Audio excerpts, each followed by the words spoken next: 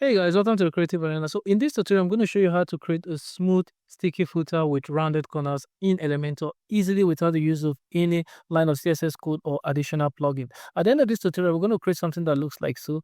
Now this is just a basic landing page, nothing really fancy, just created for the purpose of this tutorial. So now when you scroll over and you get to this section here, which is the call to action section, now when you continue scrolling, you can see our rounded corners showing. Now when you continue scrolling, it's now going to reveal our footer smoothly.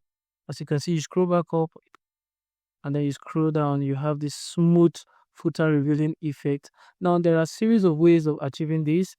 However, the method I'm going to show you in this tutorial, I think, is the simplest and the best way to go about achieving this on Elementor without the use of any line of CSS code. You'll be the judge of it after watching it to the end. Okay, so without further delay, let's dive in and get started.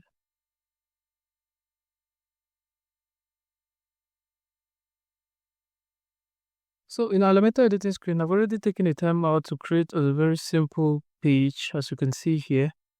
Nothing really fancy, just a very basic page to enable us for scrolling. So now our focus is going to be this call to action section and the footer section. So at the end of it, we're going to animate it in the format whereby the call to action reviews the footer. Okay, so in order for us to do that, let's come over here.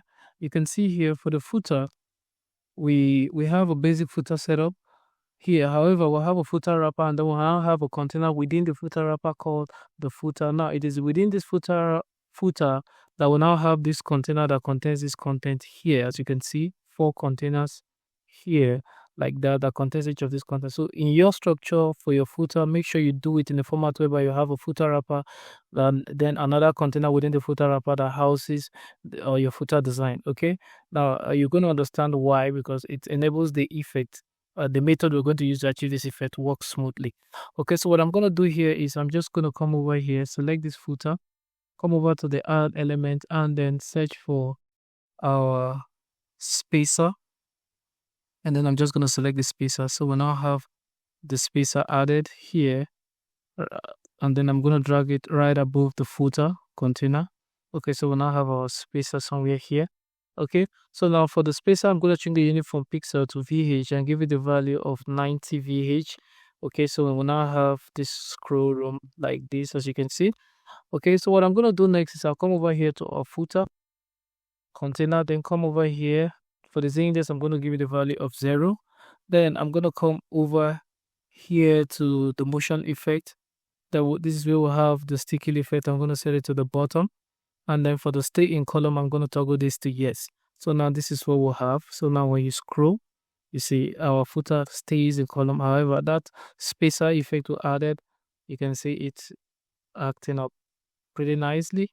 Okay, so what I'm going to do next is that I'm just going to come over here to our footer wrapper. Now for our footer wrapper, I'll go to the advanced settings, come over here to the margin, change the unit from pixel to custom, and then unlink this, come over here to the top, and then we're going to give it a value of minus 90 VH, which cancels out what we have added with using the spacer. Okay, it's going to cancel that out, and then we're going to come over here to our content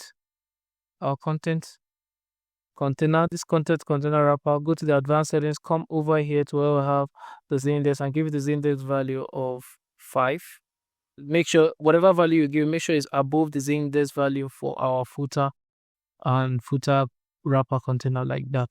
So now we're now going to have something that looks like this. So now what you see, if you scroll down, you're going to have our reveal effect. Now, in order to make this reveal effect work and look smoothly, let's come over here to our content wrapper.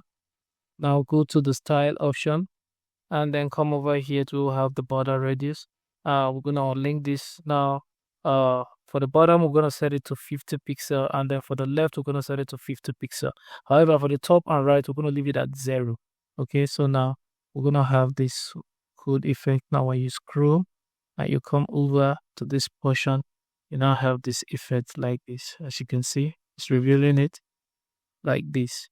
Okay, with these curved edges like that. This is just pretty simple There are other ways you can achieve this, but I feel this is much more simpler to do because it just involves using a spacer to, manipulate things and make it look beautiful like this. That's pretty much it about this tutorial. I hope you've learned something new from this tutorial. If you've learned something new from this tutorial and you're new to the channel, remember to hit the subscribe button and the bell icon so you get notified first when I drop a new video. And feel free to drop your comment wherever you're confused, and I'll do well to attend to as much as I can.